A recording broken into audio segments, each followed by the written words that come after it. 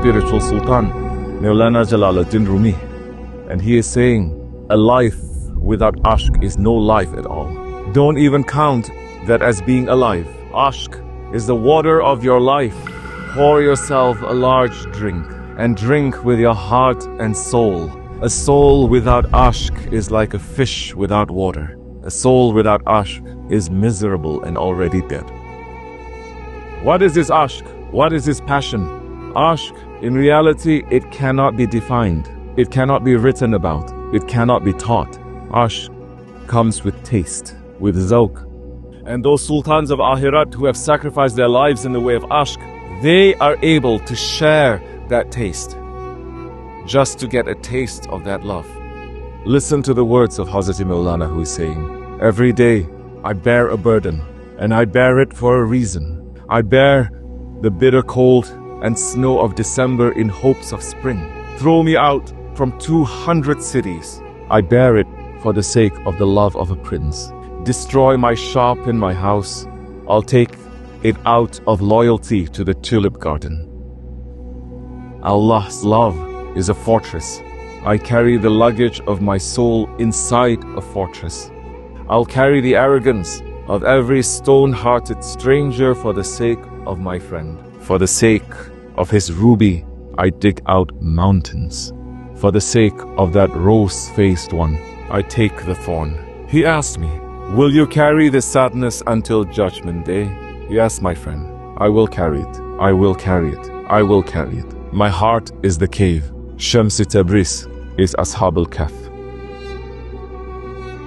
Listen to the words of Hazrat Shams about his sohbet with Mevlana. He is saying, the maqsood, the goal of the world's existence, is the meeting of two friends, two dosts, when they face each other only for the sake of Allah, far distant from any other desire. The purpose of life is not bread or soup or the butcher or meat. It is for the moments like this when I am in peace in the presence of Mevlana. That Ashk of Hazrat Shams and Hazrat Mevlana gave birth to some of the deepest secrets of Tasawwuf and brought out the realities of the teachings of the Holy Prophet ﷺ. We, this Jamaat, we have been blessed to have some share of that inheritance of Ashk. We also have a master, Sahib el-Sayf. We have that master who speaks out the words of Haqq throughout the world, just like Hazrat Shams, even if the whole entire world blames him. And we have a master who, just like Hazrat Mevlana, can bring out the most delicate subtleties from the divine presence. And we are now experiencing the separation that was endured by Hazrat Mevlana. But we understand that through this separation there is a new understanding that comes, a new maturity that comes, a new cooking that comes. It is, as Mevlana said, my whole life can be summed up in these words. I was raw, then I was cooked, now I'm on fire. The Sahaba Kiram had this story with the Holy Prophet ﷺ. Hazrat Mevlana and Hazrat Shams had their own story. What about us? What story are we writing? What kind of ashk are we having? How are we being moved by that love to do things that will change ourselves, that will change the world? Mevlana is speaking to us and he's saying, who's getting up early to discover the first light? Who comes to the water thirsty and sees the reflection of the moon? Who, like Yaqub, blind with grief and age, smells the shirt of his lost son and regains his sight? Who puts the bucket down in the well and brings up a Yusuf?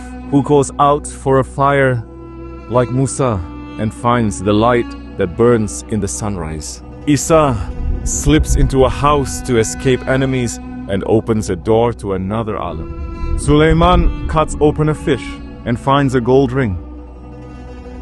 Umar rushes to kill the Prophet and leaves with love. Chase a deer and you'll end up everywhere. Don't be satisfied with stories, how things went for others. Unfold your own legend without complicated talking, so everyone will understand the ayat. Alam nashrah laka sadrak. We have opened your chest. Start walking towards Shams. Your legs will get heavy and you will get tired. Then comes the moment you'll feel the wings you've grown along the way. lifting you up. We must keep our Ashk alive. Ashk is not sitting down and doing nothing. It moves us. If you live like that, you will become a servant that is beloved to the Sultan. That time you'll fulfill your purpose of creation.